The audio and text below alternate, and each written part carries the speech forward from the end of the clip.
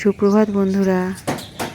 সকালবেলা ছাদে আমি আসিনি, আমার হাজব্যান্ড এসেছিলো আর এগুলো আমার জন্যই ভিডিও করে রেখেছিল। তো সকালটা আমি আসতে পারছি না, আমি একটু এমনি শীত কাতরে। আর দেখো সকালের রোদটা ছাদে গাছের ওপরে পড়ে কত ভালো লাগছে। আর এই পাখির কিচিরমিচির কী যে ভালো লাগে। আমাদের ঘরের ভেতরে যতটা ঠান্ডা, ছাদে ততটা কিন্তু ঠান্ডা নেই, জানো তো। ছাদে যদি হাওয়া না দেয় তাহলে একটু ঠান্ডাটা কম। ঘরের ভেতরটা এই মার্বেলে আর চার দেয়ালের ভেতরে যেন একটু বেশি ঠান্ডা লাগে। শুধু আমি এমনিই ভয় পাই ছাদে যাওয়ার জন্য। ছাদে গেলে বেশ ভালোই লাগে, আর এই ফুল টুল দেখলে তো আরোই ভালো লাগে, মনটাই ভালো হয়ে যায়।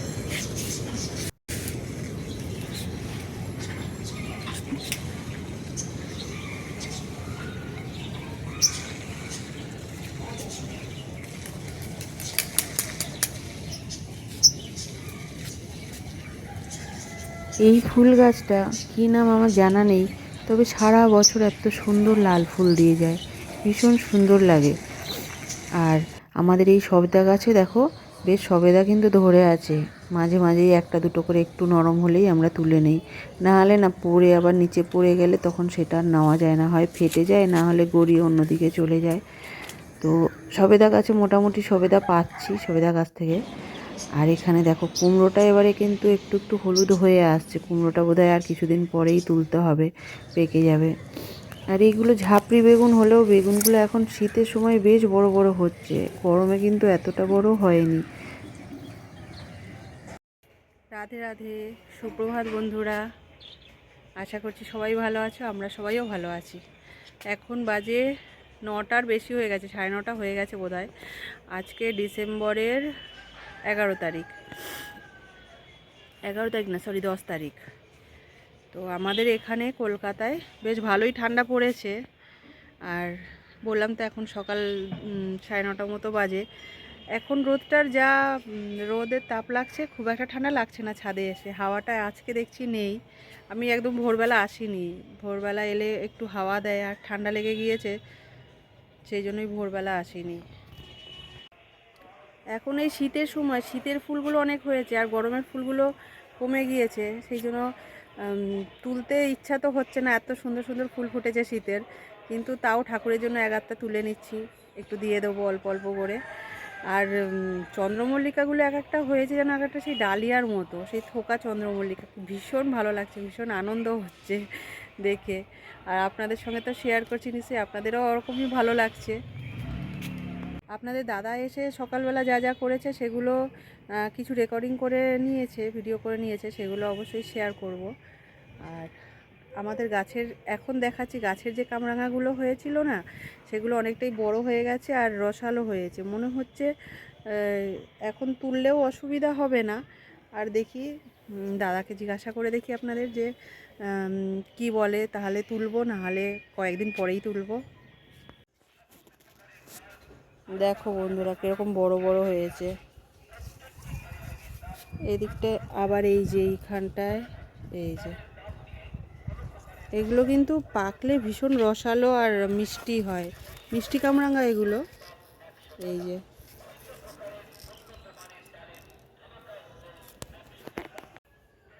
এই দেখো বন্ধুরা কেমন বড় হয়ে গেছে, আর এই হলুদ হলুদ হয়ে আসছে এইবারে। এইগুলো তুললে, এখন তো গরমের ফুল কমে গেছে, জবা নীলকণ্ঠ এগুলো ফোটা কমে গেছে, এই শীতের ফুল ফোটা শুরু হয়েছে। একটু শীতের ফুলগুলোই নিয়ে নিয়ে পুজো দিচ্ছি। এত সুন্দর এই চন্দ্রমল্লিকাগুলো ফুটেছে যেগুলো তুলতে ইচ্ছা হচ্ছে না, এত সুন্দর লাগছে। কিন্তু একটা তুলে নেই, গোপালকে দেব। থোকা চন্দ্রমল্লিকা এটা, এইটাই তুলে নিই, গোপালকে দেব আজকে। এটা নিই, একটা একটা করে সব ফুল নিয়ে নিলে অনেক হয়ে যাবে। এই দেখো আর লাল গাঁদাগুলো ফুটেছে, এগুলোও নিয়ে নেই একটা দুটো করে।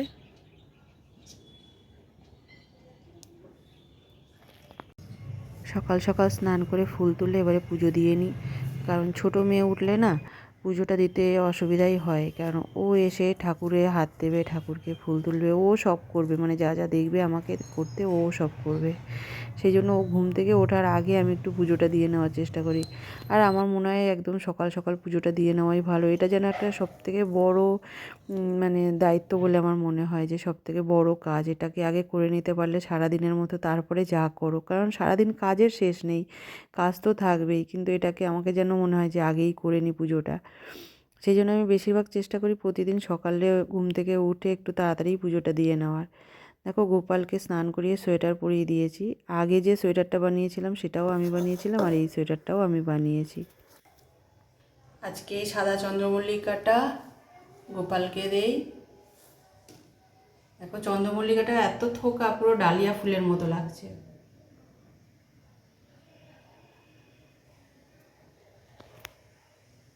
পুজো দেওয়া হয়ে গেছে, এবারে নিচে গিয়ে নিচের কাজবাজ শুরু করি। ছোটো মেয়েকে তুলে তো প্রথমে খাওয়াতে হবে, তারপরে বাকি যা কাজ আছে কমপ্লিট করতে হবে। এখন একটু আমার মেয়েকে কলা দিয়ে দিই, এরপরে দেব। বানানা হাতে নিয়ে যাচ্ছে টুকটুক করে।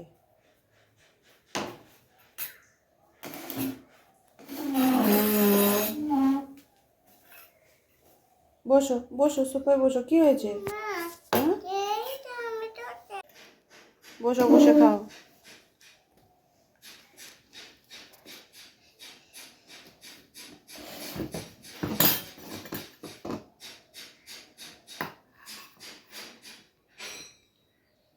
ও ফ্রুটস খেতে ভীষণ ভালোবাসে, খাও। ও এখানে বানানা খাক, আমি ওর জন্য আরেকটা জিনিস রেডি করি। ও বানানা খাক, ততক্ষণ আমি ওর জন্য এগুলো ধুয়ে ছোটো ছোটো করে কেটে দিই। এটা আগে দিয়ে দিলে না বানানাটা খাবে না, এটা তো মিষ্টি বানানার থেকে। ওর বানানাটা খাওয়া হয়ে গেছে। এই যে গ্র্যাপসগুলো আমি ছোট্ট ছোট করে এরকমভাবে কেটে রেডি করেছি, আর এর ভেতরে দানা থাকে না, দুটো একটা কয়েকটা করে দানা থাকে। তো ওই গ্র্যাপসের ওই দানাগুলোও বার করে দিয়েছি, মুখে পড়লে ফেলে দেবে নইলে গ্র্যাপসটা, ওই জন্য আমি এরকম কেটে দিয়েছি। নাও, গ্র্যাপস কেটে রেডি করে দিয়েছি।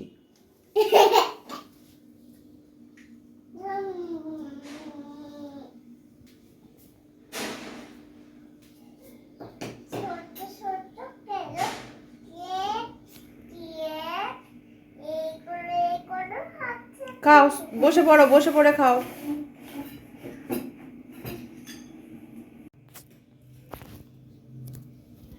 ও বন্ধুরা, নভেম্বরে তো ঠান্ডা পড়েনি। আমি প্রায় দিনই বলেছি আপনাদের যে আমাদের এখানে ঠান্ডা পড়েনি, কলকাতায় ঠান্ডা খুব একটা পড়েনি, ফ্যান চলছে প্রত্যেক ঘরে ঘরে। ডিসেম্বরের শুরু থেকেই বেশ ভালো ঠান্ডা পড়েছে, জানেন তো, এখন জাঁকিয়ে ঠান্ডা পড়ছে। আর আমি তো এমনিই একটু শীত কাতুরে, মানে সর্দি যে লেগেছে আমার, ঠান্ডা যে লেগেছে এখনো পর্যন্ত সারছে না। হালকা হালকা কাশি, হালকা হালকা সেই ঠান্ডা লেগেই রয়েছে আমার। তো এখন ছোট মেয়েকে ফল দিলাম, ও ফলটা খাক, আবার আসছি একটু পরে। দেখো বন্ধুরা, অনলাইনে একটা হেলমেট অর্ডার করেছিলাম, অর্ডারটা এসে গেছে হেলমেটটা, কিন্তু হচ্ছে হেলমেটটার দেখাচ্ছি। দেখো হেলমেটটা এসে গেছে, কিন্তু এই যে এখানে এর সামনের জায়গা এটা ভাঙা এসেছে। এটাকে আবার এক্সচেঞ্জ করব বা রিটার্ন করব, কিছু একটা করব, দেখি। এক্সচেঞ্জই করে নেবো, কারণ হেলমেটটা খুব সুন্দর, এটাই ভাঙা এসেছে, সেই আবার অপেক্ষায় থাকতে হবে। আমার মেয়ে অনেক দিন ধরেই বায়না করছিল পিৎজা খাবে, তো বাড়িতেই পিৎজা বানাতে হবে। সেই পিৎজা বানানোর জন্যই ময়দার ডোটা তৈরি করছি, আর এর মধ্যে দিয়ে নিয়েছি ময়দার মধ্যে একটু চিনি, একটু নুন, আর কিছুটা তেল দিয়ে মেখে নিয়েছি, যেইভাবে পরোটা বা লুচির ডোটা তৈরি করা হয় সেরকম। আর আমি আগে থেকে কিছুক্ষণের জন্য ইস্ট ভিজিয়ে রেখেছিলাম এর মধ্যে দেবো বলে। সেই ইস্টটা এবারে দিয়ে নিয়ে ময়দাটাকে ভালো করে মেখে নেবো। আর আমার না ইস্টটার কালার দেখো এরকম এসেছে, কার কীরকম আসে বন্ধুরা তোমরা একটু জানিও। আমি পুরো ইস্টটা এর মধ্যে দেইনি, অল্পটা দিয়েছি আর বাকিটা রেখে দিয়েছি। দিয়ে এইভাবে একটু নরম নরম ডো তৈরি করে প্রায় 2-3 ঘন্টার জন্য একটা বাটির মধ্যে নিয়ে ফ্রিজের ওপরে রেখে দিয়েছি। এবারে আর এখানে যে আমি ময়দাটা মেখেছি এটা ঈষৎ উষ্ণ গরম জল দিয়েই মেখেছি নরম নরম করে। এবারে ময়দা মেখে নিয়েছি। পিৎজা বানানোর জন্য চাটনিটা সসটা আমার কাছে ছিল না, তো সেই সসটা তৈরি করে নেবো এইবার। এই দুটো টমেটো নিয়েছি, আর এখানে কিছু পেঁয়াজ আর একটু বেশি করে রসুন দিয়ে দেবো। দিয়ে এইটা মাইক্রোওভেনে একটু সতে করে নেব। মাইক্রোওভেনে একটু 2-3 মিনিটের জন্য দিয়ে নেব।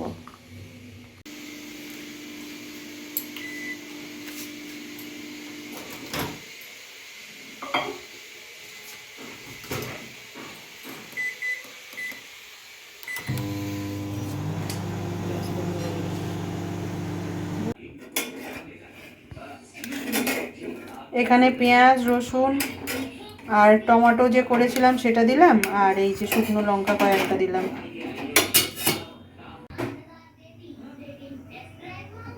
দেখো পিৎজার সস তৈরি। এর মধ্যে একটু সামান্য নুন আর সামান্য চিনি দিয়েছি। দেখো এবার একটু তেল নিয়েছি, আর এইটা দেখো কিরকম সফট হয়েছে আর বেশ ফুলে গেছে। এটাকে এইভাবে করে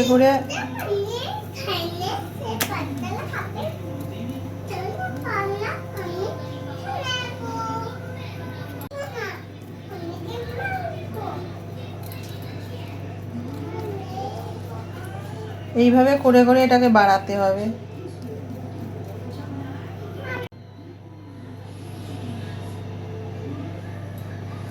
এবার একটু কাঁটা চামচ দিয়ে পিৎজা বেসের মতো করে নিই একটু।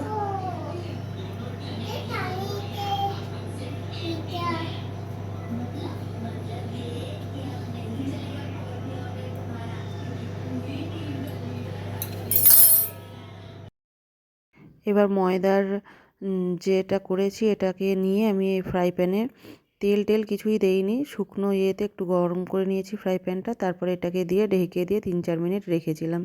তারপরে দেখো দেখতে এরকম হয়েছে। এবারে আমি পিৎজা সসটা যেটা তৈরি করে নিয়েছি সেটা এর মধ্যে দিয়ে যেভাবে পিৎজার টপিংগুলো দেয় সেইভাবে দিয়েই পিৎজাটা করেছি।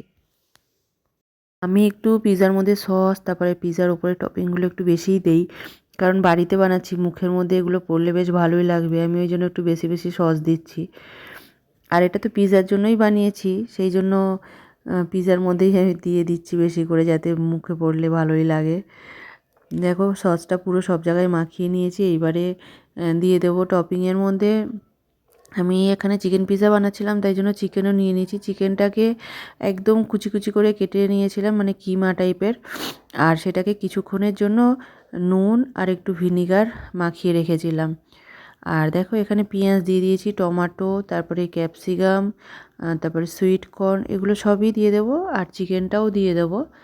দিয়ে তারপরে ওপর থেকে চিজটা দেবো। সেই যে আমি কিছুদিন আগে দেখালাম যে আমি একটা রোল টাইপের চিজ অনলাইনে অর্ডার করেছিলাম, সেই চিজটা দিয়েই এটা বানাবো। চিকেনগুলোও দিয়ে নিয়েছি। এবারে আমার কাছে কিছু ব্ল্যাক অলিভস ছিল, সেই অলিভসগুলো দিয়ে নিলাম। তো এটা আমার কাছে অনেক দিন ধরেই রাখা ছিল আগে থেকেই, সেই জন্যই দিয়ে নিয়েছি। আর পিৎজাতে তো এগুলো পরেই। এবারে ওই যে রোল মতো যে চিজটা অর্ডার করেছিলাম অনলাইনে, দেখো সেটাকে গ্রেট করে দিয়ে দিচ্ছি। এবারে দেখতে কিন্তু বেশ সুন্দর লাগছে, বলো, বেশ লোভনীয়ই লাগছে। তো আমি দিয়ে নিই, তোমরাও জানিও যে তোমাদের কীরকম লাগছে দেখতে, আর পিৎজার রেসিপিটা কীরকম লাগলো। আমি মোটামুটি তো রেডি করে এনেছি। এবার মাইক্রোওভেনে কিছুক্ষণের জন্য দিয়ে নেব। আমি প্রায় 7 মিনিট দিয়েছিলাম, কেন রুটিটা কিছুক্ষণের জন্য তা ফ্রাই প্যানে করে নিয়েছিলাম, সেই জন্য দেখো 7 মিনিট পরে আমার পিৎজা ব্রেডটা রেডি হয়ে গেছে। বন্ধুরা, তোমরা ভালো লাগলে একটি লাইক করে কমেন্ট করে জানিও। আজকের মতো এই পর্যন্ত, আবার দেখাবে অন্য আরেকটি ব্লগে। ততক্ষণের জন্য সবাই ভালো থেকো, সুস্থ থেকো।